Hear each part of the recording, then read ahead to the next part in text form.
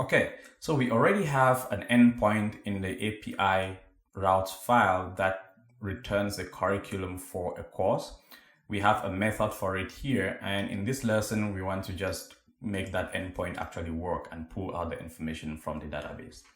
So in my terminal, I'm going to generate an action that will retrieve the curriculum for any given course.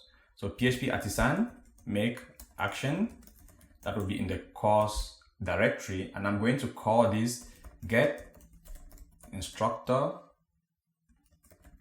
curriculum action and enter.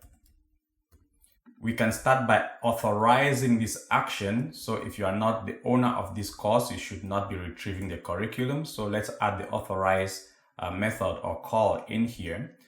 And then the data will be get instructor curriculum action run. And for that, we need to get the course. And then we'll simply return course resource make with the course that we receive back, with the data that we receive back as a response. So let's go over here. This takes a course as input. And all we have to do here is return the course, but we want to eager load the sections and the lectures for each section. So here we can just return course fresh. I like to refresh. In fact, you can also do a refresh, which will just look for whatever has changed, or do fresh to pull the entire thing from the database again. So here I'm just going to do course fresh. And for that, I'm going to load the sections and the lectures for each section. So sections.lectures. And that's it. So over here, we are getting the data from the back end. We are getting the data from the database here, and then we are passing that to the front end through a course resource.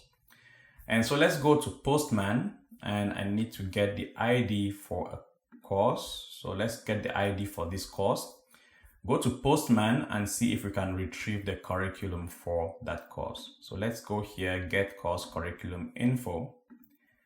And for this, I just need to pass in the ID of the course. And if everything is okay, let's run that. And for this, we get a response which includes the course information coming from the resource. It includes the sections for the course. And for each section, it includes the lectures.